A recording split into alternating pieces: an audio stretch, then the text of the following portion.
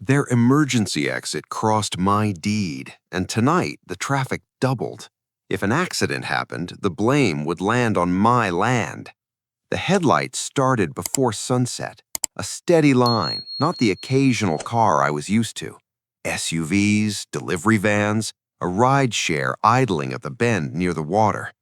I stood on the porch of the ranch house and watched them roll across the gravel cut, tires throwing pale dust into the lake air. This wasn't a public road. It was a strip carved through my lakeside ranch decades ago, recorded as a limited easement, farm access, utility maintenance, nothing more. I walked down toward the lane, boots crunching, phone out. A minivan slowed, hesitated, then drove on anyway. The driver didn't look at me. Behind it, another car followed, then another. I filmed the flow for a full minute without moving the camera. No arguing, no gestures, just evidence piling up in real time. At the far end of the lane, where my fence line met the water, the tire ruts were fresh. Someone had widened the turn recently. Gravel pushed outward, weeds flattened. I crouched and pressed my palm into the dirt, still damp. Later that night, a motion alert chimed on my phone. The ranch camera near the boathouse lit up with movement. A pickup rolled through at 11:47 p.m., headlights off for a second as it crested the slope. The timestamp burned into the corner of the frame. This was new. For years, the neighborhood beyond the hill used the county road on the other side. This lane was supposed to be a backup, emergency only. The next morning, I followed the traffic uphill. I parked at the edge of the subdivision and walked the sidewalk like any visitor. 27 houses, neat lawns, matching mailboxes. At the center, a small sign announced the HOA board meeting scheduled for that evening. I sat in the back row with my phone face down on my knee. The room smelled like coffee and toner. The board president stood and spoke calmly. "Due to recent growth," she said, "we'll be relying more on the lakeside exit for safety and efficiency." No one objected. A few heads nodded. Another board member clicked a remote. A map flashed on the screen. My land was a gray shape in the background, unlabeled. The road cut through it like it belonged there. "Decades of use," he added, "implied permission." I recorded the screen for 5 seconds, then stopped. That was enough. When the vote passed, there was light applause. Someone joked about how convenient the lake road was during rush hour. Outside, as people left, I watched cars stream downhill again. This time, I counted. 14 vehicles in 12 minutes. 2 days later, orange cones appeared near the top of the lane. Not blocking it, just guiding traffic. Someone had placed them carefully, angled toward my property like an invitation. A white SUV with a clipboard logo drove down slowly, stopping at the bend. The driver stepped out, took photos, nodded to himself, and left. By afternoon, word spread fast. The HOA posted a notice online celebrating a scheduled fire inspection. Neighbors chatted about how the inspector would clear everything. That evening, the traffic surged again. A moving truck scraped the edge of the fence, metal screeching for half a second before correcting. I caught it on camera. I rewound and watched the fence post shake. I didn't call anyone. I didn't block the road. I opened my laptop. The county records portal loaded slowly. Parcel maps, easement filings, old plats scanned in grayscale. I requested certified copies with one click and a time-stamped receipt. Outside, engines hummed past the lake. Inside, my camera system quietly logged every pass. By the time the sun dipped behind the trees, my inbox chimed. Request received. Processing. I stood on the porch again, watching headlights trace a path that was never meant to be theirs. They thought the inspection meant they had won. But if the maps said otherwise, how long could this keep going before someone had to stop? The fire inspection gave them confidence, and confidence brought more cars. If the road failed under pressure, it would fail on my land. The inspector arrived just after 9. A red county SUV eased down the lane, brake lights flashing at the curve by the lake. I watched from the barn, not hidden, just present. He stepped out, boots crunching gravel, clipboard tucked under his arm. He walked the road slowly, tapping the surface with his toe, checked the slope, looked up at the tree line. Then he drove on toward the subdivision without speaking to me. Within an hour, the HOA message board lit up. Inspection complete. Exit approved. Smiling emojis, relief everywhere. By noon, traffic tripled. A landscaping crew came through pulling a long trailer. The hitch bounced hard at the narrow dip near the water. The trailer jack scraped, sending sparks that flashed once in daylight. I caught it on the wide-angle camera, the sound sharp and unmistakable. I walked down after they passed, fresh gouges cut into the gravel where the weight hit. I knelt and photographed the marks with my boot toe in frame for scale. No commentary, just proof. At 2:18 p.m., the first emergency test came. A fire engine rolled downhill, lights off, sirens silent. A routine drill, maybe. The tires sank slightly into the softer edge where cars had widened the turn. The engine paused, reversed a foot, pulled forward again. I recorded the entire maneuver from 2 angles. When it passed, the outer edge of the lane slumped another inch toward the water. That night, rain came fast. The lake darkened, wind pushing small waves against the shore. Runoff streamed down the lane, carrying loose gravel into the grass. At 11:03 p.m., a sedan hit the bend too fast. Headlights swung wide.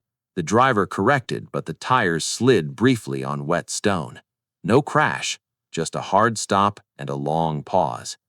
The camera timestamp burned bright in the corner. The next morning, I placed small survey flags along the original road width, not blocking traffic, just marking where the easement actually ran. Cars ignored them. One snapped a flag clean in half. Another dragged one 10 feet before it slipped free. I retrieved the broken plastic and laid it on the hood of my truck, photographed it against the lake, time and date visible. By midweek, delivery trucks had learned the shortcut.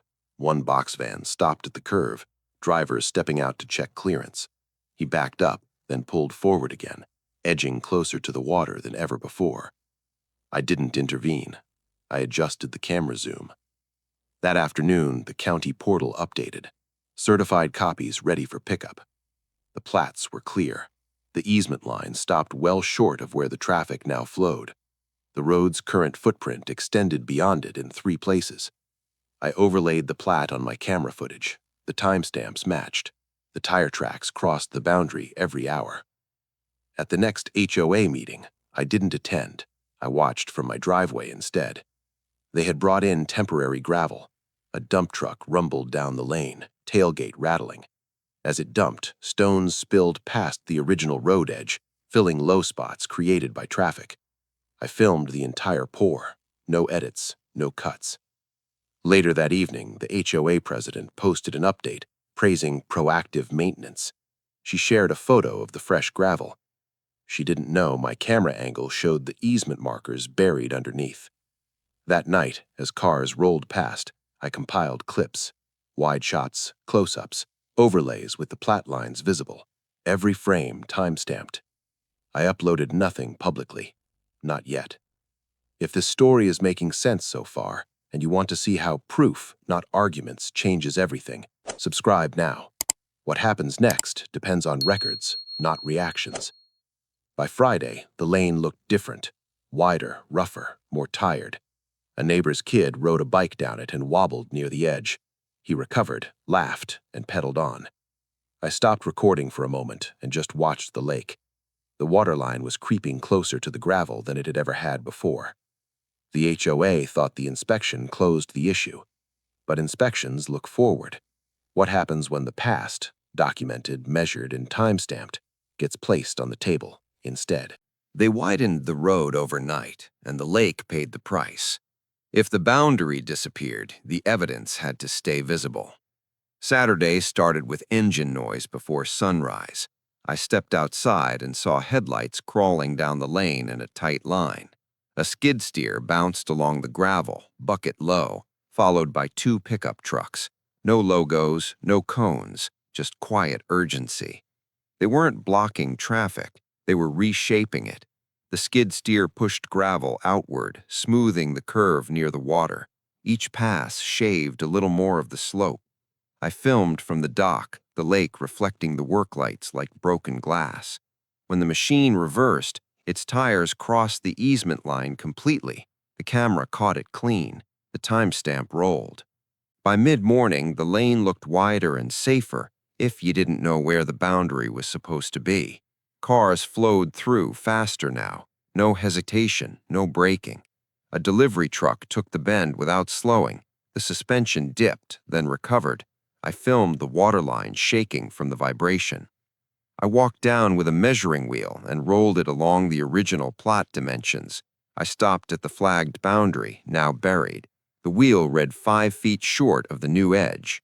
I placed a bright marker cone exactly on the easement limit and stepped back.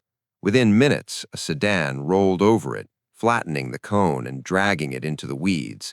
The driver never stopped. I picked up the crushed plastic and held it in front of the camera, lake behind it. No commentary, just scale and context. Around noon, a group of residents gathered near the top of the lane, watching traffic move smoothly. Someone clapped when a box truck cleared the turn easily. The road, to them, looked solved. That afternoon, I took a boat out. From the water, the change was obvious. Gravel now spilled into the grass, creating a pale scar along the shore. I filmed the shoreline at idle speed, panning slowly from original bank to altered slope. A pontoon passed, its wake slapping the loose stone. Pebbles slid, clicking softly into the lake. Back on land, my phone chimed. A neighbor texted a screenshot from the HOA forum. "Emergency egress improvement complete," the caption read. Below it, comments thanked the board for finally fixing that old ranch road. I didn't reply. I opened the county GIS viewer instead. Layer by layer, I turned on parcel boundaries, easements, floodplain lines. The new road footprint crossed 2 of them. I screen recorded the toggles on and off, the lines appearing and disappearing beneath the gravel. That evening, a patrol car drove down the lane, not fast, not slow. The officer paused at the curve, glanced toward the water, then continued on. Residents took that as another sign of approval. Traffic increased again. A rideshare driver stopped at the bottom, window down. "Is this public?" he asked. I pointed uphill, not answering. He nodded and drove on. At dusk, rain returned, heavier this time. Runoff cut small channels through the fresh gravel, carving lines that led straight toward the lake.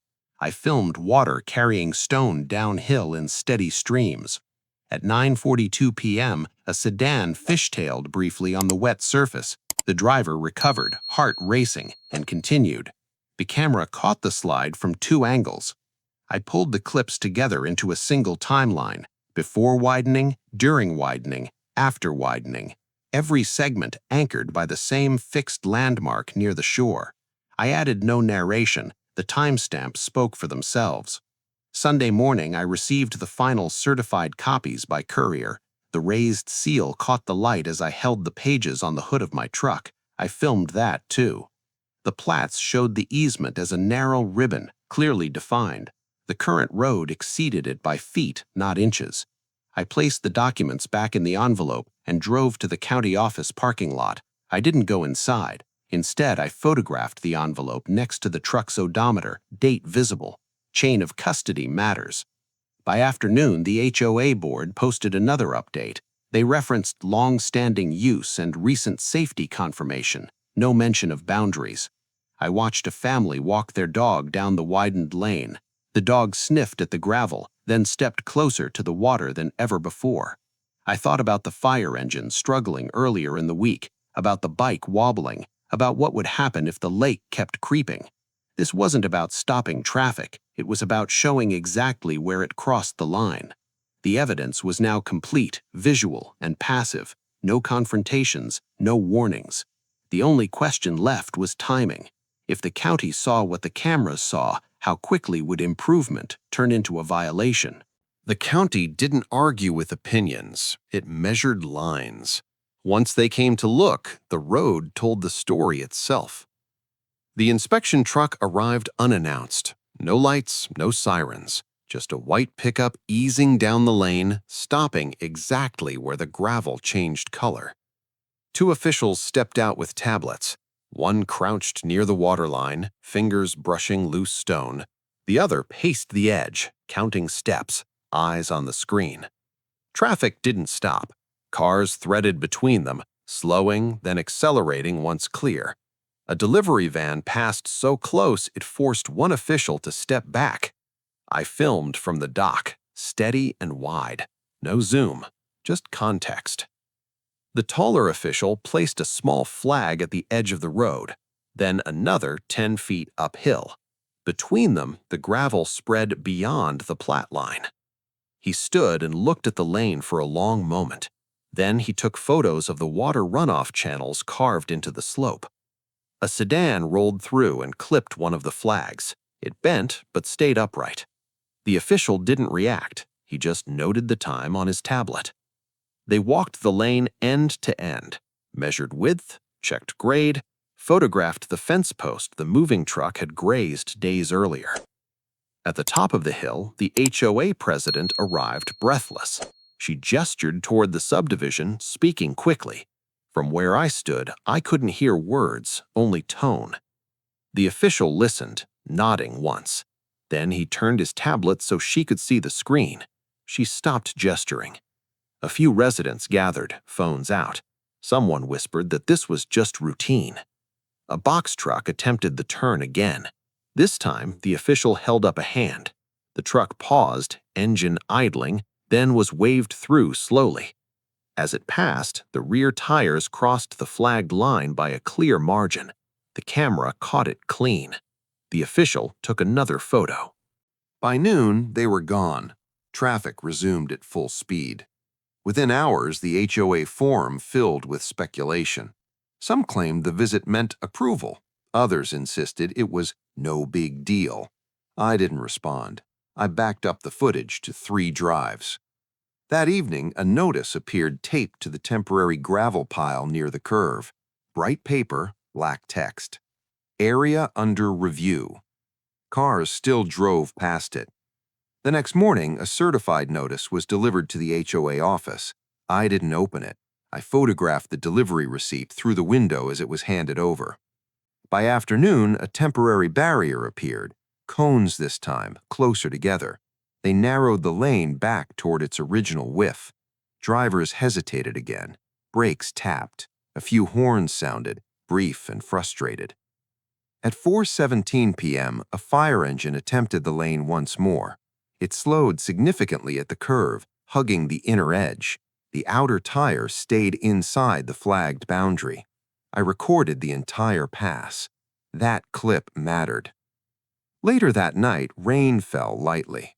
Runoff stayed mostly within the narrowed path. Less stone reached the lake. The following day, the county posted an update online. No conclusions, just a status note. Egress under compliance review. The HOA board called an emergency meeting. I watched from my truck at the bottom of the hill. Residents arrived quickly, tension visible in their pace. Some looked down toward the lake road as they passed, uneasy. Inside, voices rose briefly, then settled. Through the window, I saw the president point at a printed map.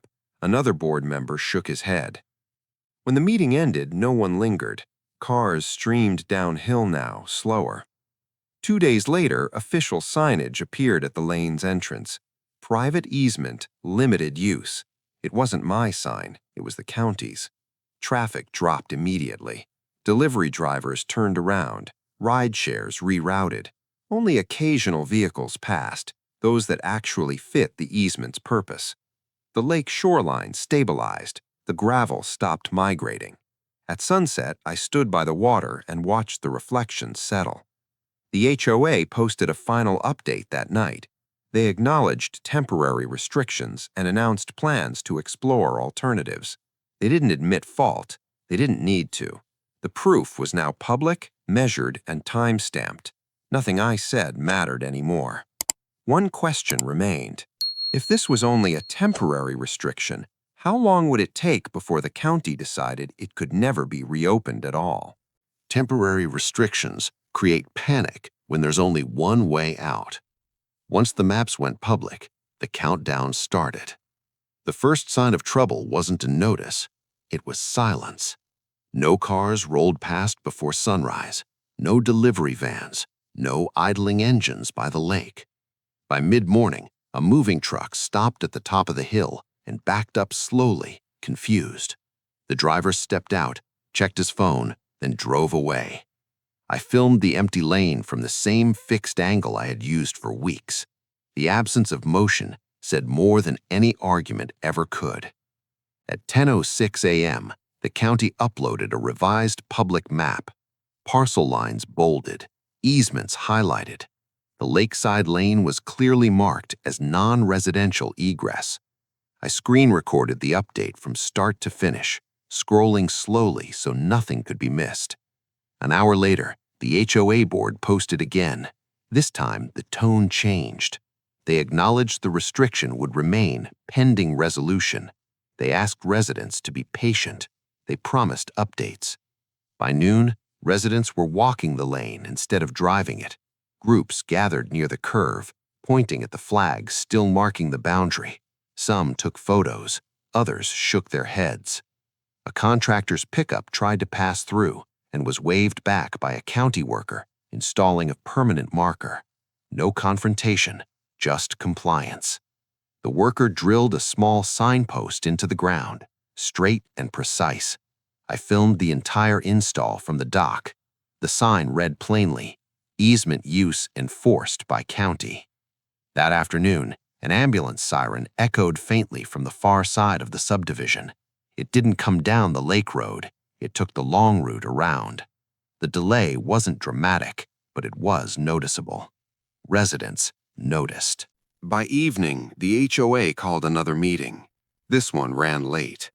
Through the windows, I saw planners' maps spread across tables. A civil engineer pointed at a thick binder. Another consultant measured distances with a ruler. Cars left the meeting one by one, headlights sweeping across the now quiet lane, but not entering it.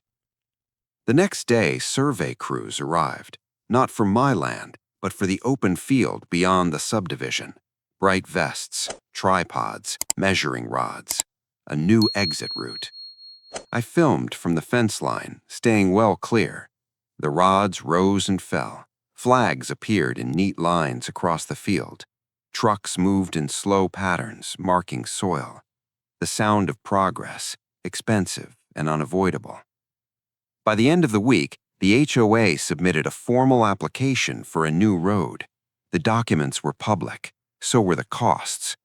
Residents began asking questions online. Why wasn't this done sooner? Who approved the old route? Why did the board rely on implied permission instead of records? No one answered directly.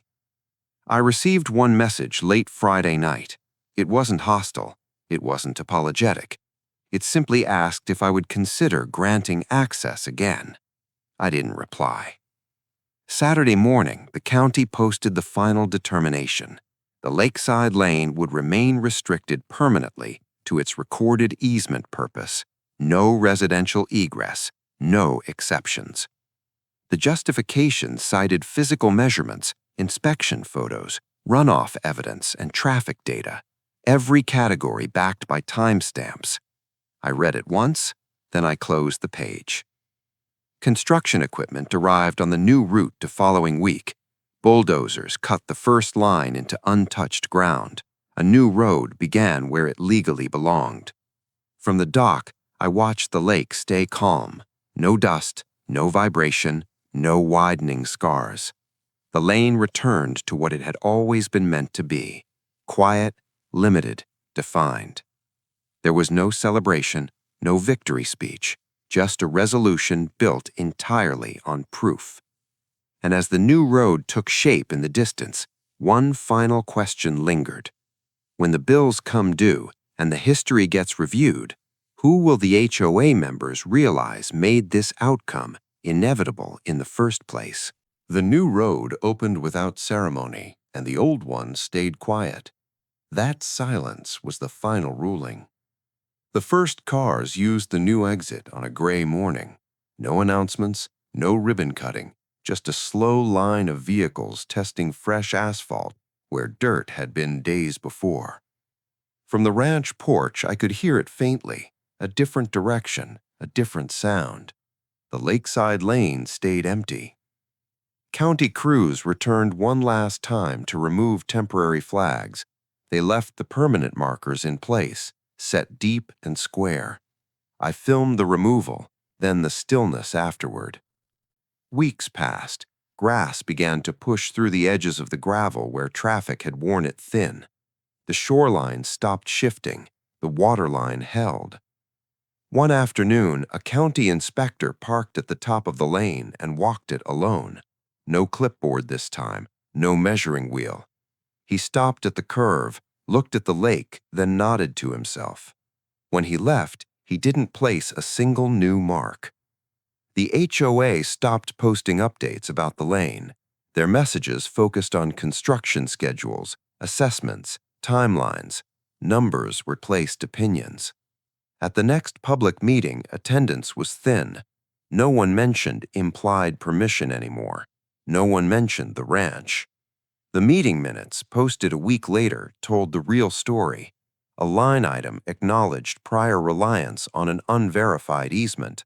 Another approved funding for the new road. Nothing dramatic, just facts. I printed those minutes and placed them next to the original plats on my desk.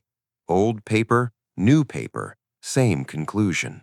Late one evening, I walked the lane with a flashlight, not to inspect it, just to see it as it was meant to be seen. The gravel crunched softly underfoot. No engines, no headlights.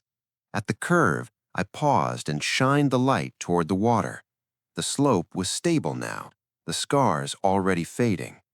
A month later, a realtor's sign went up at one of the houses, then another. Listings mentioned the new road proudly. Dedicated access, one read. Fully permitted, said another. No one mentioned the lakeside lane at all. That omission mattered. I received a final letter from the county confirming closure enforcement would remain in effect. I didn't frame it, I filed it. The cameras stayed up, but alerts grew rare. Occasionally, a utility truck used the lane as allowed. Occasionally, a maintenance crew accessed the waterline. Every pass fit the easement exactly. One afternoon, a storm rolled in fast. Rain hammered the lake hard enough to blur the horizon. I watched runoff trace its old paths and stop where it should. No gravel followed. That was when it fully ended for me. Not with a decision, not with a notice, but with the absence of consequences. The HOA never apologized. They never had to. The system doesn't require remorse, only records. Nothing was taken from them unlawfully. Nothing was blocked in anger. Nothing escalated beyond proof. They built a road where a road belonged. The ranch kept what the deed said it always had. In the end, the only thing that shut down their old way out was the truth, measured and documented over time. And if there's one lesson in all of this, it's simple. When access crosses a boundary, arguments don't decide the outcome. Evidence does. If you stayed through this entire case, you've seen how calm documentation beats noise every time. If you want more real, high-stakes stories where law, not outrage, decides the ending, subscribe, because the quiet wins rarely go viral, but they always hold.